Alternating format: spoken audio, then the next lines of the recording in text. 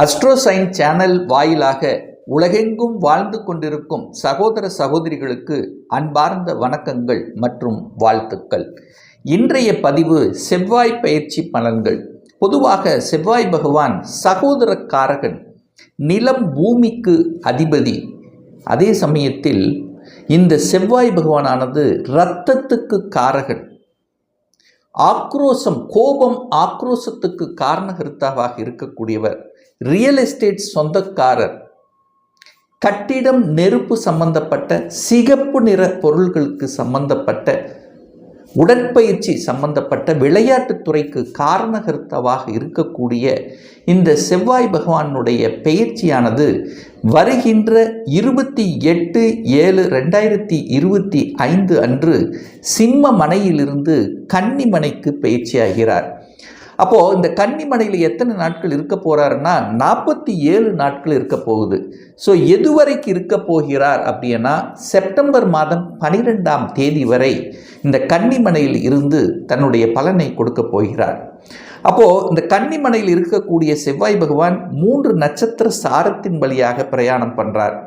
அதாவது உத்திரம் நட்சத்திரத்தில் பிரயாணம் பண்ணக்கூடிய காலகட்டங்கள் அப்படின்னா 28/7/2025 12/8/2025 வரை சூரிய பகவானுடைய நட்சத்திர சாரத்தில் பிரயாணம் பண்ணுறார்.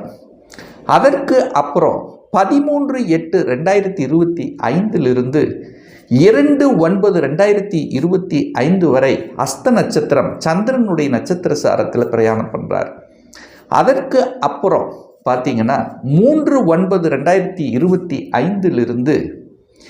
12/9/2025 வரை தன்னுடைய சொந்த நட்சத்திரமான சித்திரை நட்சத்திரத்தில் பிரயாணம் பண்ணுறார். ஸோ அப்படி பிரயாணம் பண்ணும்போது ஏற்படக்கூடிய பலன்கள் என்ன மாற்றங்கள், எது செய்தால் நமக்கு நல்லது என்பதை பற்றியும், எந்த தெய்வ வழிபாடு இந்த காலகட்டத்தில் உகந்தது என்பதை பற்றித்தான் டீட்டெயிலாக நம்ம பார்க்க போகிறோம். அதற்கு முன்னால் நம்மளுடைய சேனலை நீங்கள் ஃபர்ஸ்ட் டைம் பார்ப்பவர்கள் என்றால் மறக்காமல் சப்ஸ்கிரைப் பண்ணிக்கிங்க. மிதுன ராசி அன்பர்களே, செவ்வாய் பெயர்ச்சியால் என்ன பலன்? 47 நாட்கள், ஜூலை மாதம் 28 செப்டம்பர் மாதம் 12ஆம் தேதி வரை இந்த செவ்வாய் பகவான் சிம்ம மனையிலிருந்து கன்னி மனைக்கு பயிற்சி ஆகிறார். அப்போது உங்கள் ராசிக்கு யார் அப்படின்னா அந்த செவ்வாய் பகவான் 6க்குரியவன். கடன், நோய், எதிர்ப்பு, பகை, வம்பு, வழக்கை கொடுக்கக்கூடியவன். அதே சமயத்தில் 11க்குரியவன், லாபத்தை கொடுக்கக்கூடியவனும் அதே செவ்வாய். அந்த செவ்வாய் பகவான் உங்கள் ராசிக்கு 4ஆம் இடம் என்று சொல்லக்கூடிய சுகஸ்தானத்தில் வந்து அமரப்போகிறார். ஸோ இந்த 47 நாட்களில் என்ன பலனை இந்த மிதுன ராசி அன்பர்களுக்கு தரப்போகிறார் என்று பார்க்கும் பொழுது, 4ஆம் இடத்தில் இருக்கக்கூடிய அந்த செவ்வாய் பகவான் தனது 8ஆம் பார்வையாக 11ஆம் இடத்தை பார்க்கிறார்.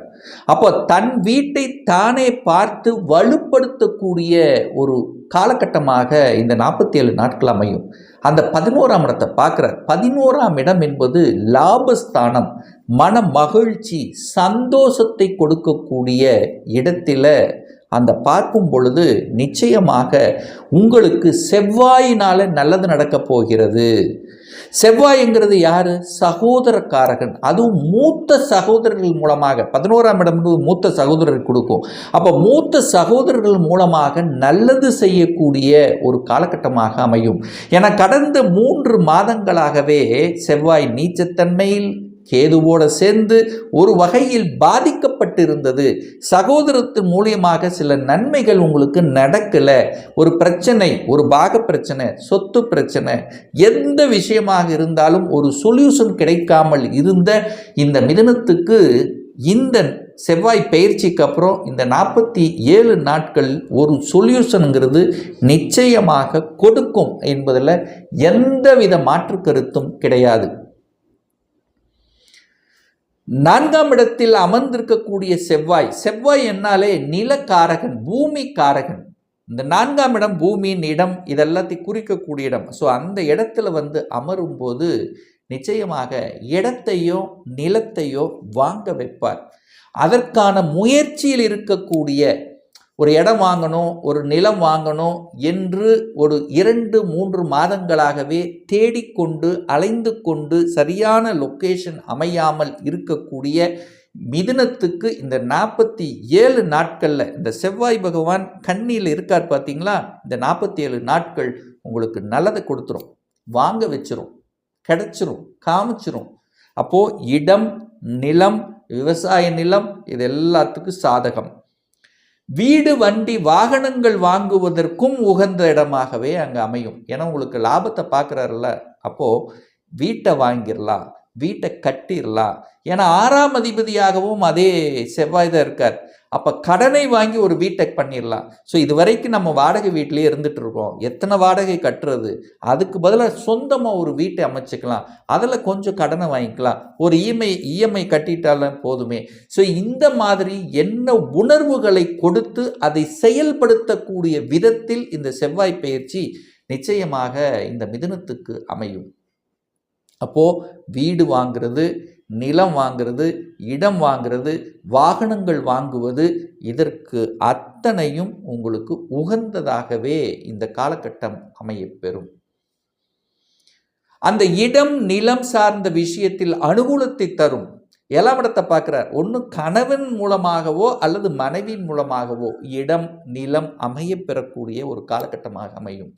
அதாவது உங்களுடைய கணவன் அல்லது மனைவி சொத்து பிரச்சனை, பாக பிரச்சனை, இடம், நிலம் உங்களுக்கு கிடைக்கக்கூடிய, ஏன்னா அந்த நினைப்பில் அதுக்கான செயல்பாடுகளோடு இருக்கக்கூடியவர்களுக்கு சக்சஸ் கொடுக்கக்கூடிய ஒரு காலகட்டமாக நிச்சயமாக அமையும்.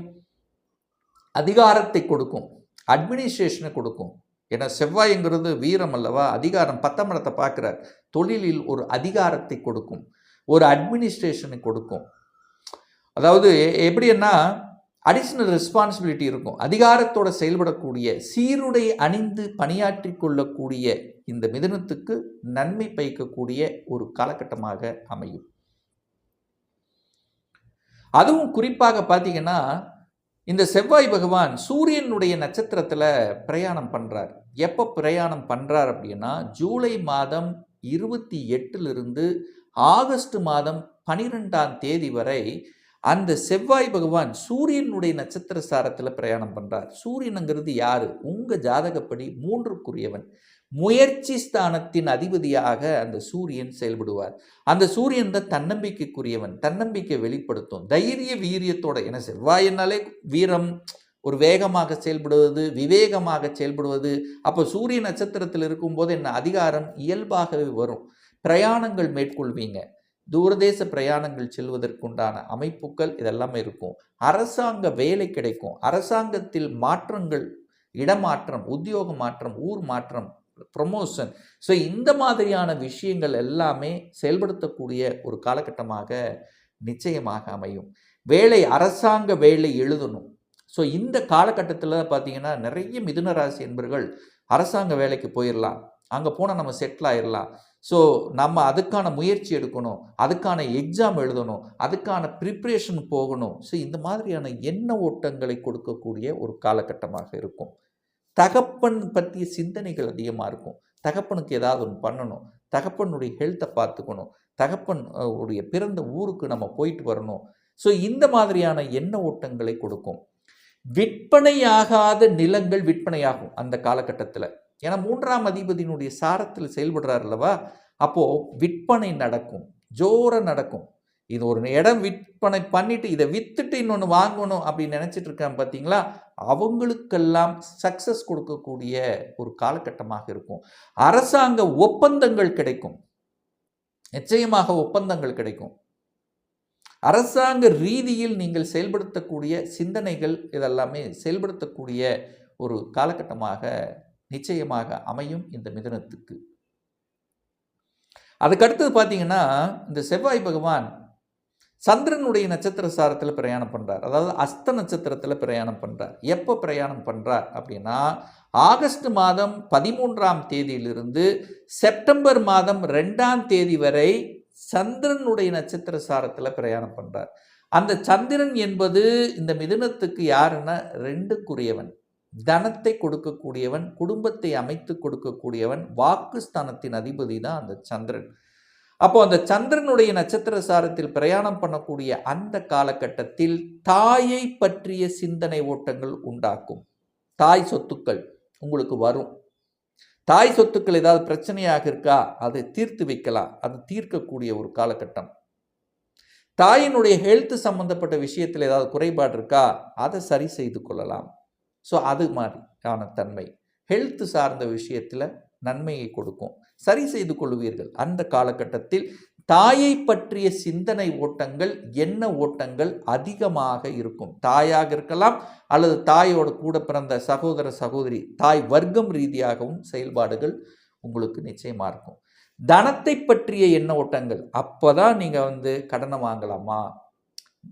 வாங்கலாமா, பணத்தை கொடுக்கலாமா, இல்லை வாங்கிய கடனை அடைக்கலாமா, இல்லை கடன் வேறு விஷயத்தில் தொழில் ரீதியாக பணத்தை வாங்கலாமா. ஸோ இப்படி அந்த பணத்தை பற்றிய சிந்தனை ஓட்டங்கள் நிச்சயமாக உருவாக்கும். கோபம், ஆக்ரோஷம் வெகுண்டெழும். இந்த காலகட்டத்தில் பார்த்தீங்கன்னா கோபப்படுவீங்க. செவ்வாய்ங்கிறது ஆக்ரோஷக்காரகன். அவர் 6ஆம் அதிபதி அல்லவா, கோபக்காரன். செவ்வாயினாலே கோபம், 6ஆம் அதிபதி. இந்த வம்பு வழக்கு கோர்ட்டு கேஸ் தன்னால் கெடுத்துக்கூடாது. ஸோ வம்பு வழக்கு கோர்ட்டு கேஸ் இந்த மாதிரியான விஷயத்திலும் கொஞ்சம் கவனம், எச்சரிக்கையோடு இருக்கணும். வாக்கு பிரயோகத்தில் கரெக்டாக இருக்கணும். எந்த இடத்தில் எதை வாக்கு கொடுக்கணுமோ அந்த இடத்துல அதை வாக்கு கொடுக்கறது நல்லது. ஜாமீன் கையெழுத்து யாருக்கும் போடக்கூடாது அப்படிங்கிறதையும் ஆழமாக மனதில் பதிய வைத்துக் கொள்ளுங்கள். அடுத்து பார்த்தீங்கன்னா செப்டம்பர் மாதம் 3ஆம் தேதியிலிருந்து செப்டம்பர் மாதம் 12ஆம் தேதி வரை, ஸோ அந்த காலகட்டம் செவ்வாய் பகவான் தன்னுடைய சொந்த நட்சத்திரமான சித்திரை நட்சத்திரத்தில் பிரயாணம் பண்ணுறார். அப்போதான் உங்களுக்கு 11ஆம் இடம் ஆக்டிவேட் ஆக போகுது, 6ஆம் இடம் ஆக்டிவேட் ஆக போகுது. வேலை இல்லாத இந்த மிதுனத்துக்கு அந்த காலகட்டத்தில் வேலை கிடைச்சிடும். கண்டிப்பாக வேலை மாற்றம், இடம் மாற்றம், உத்தியோக மாற்றம், இந்த மாதிரி மாற்றங்கள் எல்லாம் அந்த காலகட்டத்தில் நீங்கள் எதிர்பார்க்கலாம். எதிர்ப்பாளர்கள், இதுவரைக்கும் உங்கள் குடைச்சல் கொடுத்து கொண்டிருந்தவர்கள், உங்களுக்கே தெரியாமல் ஏதாவது ஒன்று பண்ணிட்டு இருந்தவங்களெல்லாம் இப்போ கண்டுபிடிச்சிருவீங்க அந்த காலகட்டம். அதற்கு தகுந்த மாதிரி செயல் திட்டம் தீட்டுவீங்க அப்படின்னு அர்த்தம். ஒன்று எதிர்ப்பாளர்கள் உங்களை விட்டு விலகுவாங்க, இல்லை நீங்கள் அவங்கள விட்டு விலகக்கூடிய ஒரு காலகட்டம். லாபத்தை அனுபவிக்கக்கூடிய ஒரு காலகட்டம். 11ஆம் இடமாகவும் செயல்படும். அப்போது லாபம், செய்யக்கூடிய தொழிலில் லாபம், அல்லது ப்ரமோஷன், வேலையில் இருந்த ப்ரமோஷன், இன்க்ரிமெண்ட், ஸோ இந்த மாதிரி நல்ல நல்ல விஷயங்களை எதிர்பார்க்கக்கூடிய, ஒரு நல்ல மாற்றத்தை கொடுக்கக்கூடிய, ஒரு எதிர்பாராத ஒரு நல்ல விஷயங்கள் நடக்கக்கூடிய, சகோதர விஷயத்தில் நல்லதும் லாப விஷயத்தில் அனுகூலத்தையும் கொடுக்கக்கூடிய ஒரு நல்ல காலகட்டமாக அமையும் என்று சொன்னால் இந்த மிதுனத்துக்கு மிகையாகாது. இப்போ நான் சொன்னது கோச்சார ரீதியாக ஒரு பொதுவான பலன்கள் தான். ஒவ்வொருத்தரும் டிஃபரெண்ட், ஒவ்வொருடைய ஜாதக அமைப்புகளும் வேறுபடும். உங்கள் ஜாதகத்தில் செவ்வாய் பகவான் எந்த நிலையில் இருக்கார், ஆட்சி பலம், உச்ச பலம், மூலத்திரிகோண பலம், வர்க்கோத்தம பலம், இந்த மாதிரி பலங்களை பெற்று வலிமையாக இருக்கிறதா, சுப கிரகங்களினுடைய தொடர்பு பெற்றிருக்கா, இல்லை பாவ கிரகங்கள் என்று சொல்லக்கூடிய சனி ராகுவோடு சேர்க்கை பெற்று இந்த செவ்வாய் பகவான் உங்கள் ஜாதகத்தில் இருக்கா என்பதை பொறுத்து அதனுடைய பலன் மாறும். அதுவும் குறிப்பாக உங்களுக்கு செவ்வாய் தசை, செவ்வாய் புத்தி, செவ்வாய் அந்தரம் நடக்குதா அப்படின்னா கண்டிப்பாக அதனுடைய இம்பேக்ட்ங்கிறது இருக்கும். ஒரு துல்லிய பலன் வேணும். 2025 சொந்த தொழில் செய்வதற்கான விதி கொடுப்பினை நம்முடைய ஜாதகத்தில் இருக்கா, அப்படி இருக்கக்கூடிய பட்சத்தில் எப்போ நம்ம சொந்த தொழிலை ஆரம்பிக்கலாம். திருமணம் தடைப்பட்டு கொண்டே இருக்கிறது, எப்போதான் நமக்கு திருமணம் நடக்கும். எந்த கோர்ஸ் எடுத்து படிப்பதற்கான கொடுப்பினை நம்முடைய ஜாதகத்தில் இருக்குது. அப்போ எந்த கோர்ஸ் எடுத்து படித்தா என்னுடைய ஃப்யூச்சர் நன்றாக இருக்கும், எப்போ நம்ம குழந்தை பாக்கியம் கிடைக்கும், எப்போ நான் வீடு கட்டுவேன், எப்போ எனக்கு ப்ரமோஷன் கிடைக்கும், இது போன்ற கேள்விகளுக்கு துல்லியமான பதிலை நம்மால் கூற முடியும். ஒரு பர்சனல் கன்சல்டேஷன் எடுத்துக்கணும், ஒரு சுயஜாதகம் பார்க்கணும் என்று விருப்பமுடைய அன்பர்கள் டிஸ்பிளே தெரியக்கூடிய நம்பருக்கு வாட்ஸ்அப் மூலியமாகவோ அல்லது ஃபோன் கால் மூலமாகவோ தொடர்பு கொண்டு நேரடியாகவோ அல்லது ஆன்லைன் மூலமாகவோ கன்சல்டேஷன் எடுத்துக்கலாம். நம்முடைய அலுவலகம் கோயம்புத்தூரில் அமைந்துள்ளது. அதாவது கோயம்புத்தூரிலிருந்து மேட்டுப்பாளையம் செல்லும் வழியில் வெள்ளக்கிணர் பிரிவுக்கு அருகில் அன்னபூர்ணா ஹோட்டலுக்கு அருகில் அமைந்துள்ளது. பிரியர் அப்பாயின்மெண்ட் வாங்கிட்டு நேரடியாக கன்சல்டேஷன் எடுத்துக்கலாம். நிச்சயமாக இந்த பதிவு ஏதாவது ஒரு ரூபத்தில் உங்களுக்கு யூஸ்ஃபுல்லாக இருக்குங்கிறதுல எந்தவித மாற்று கருத்தும் கிடையாது.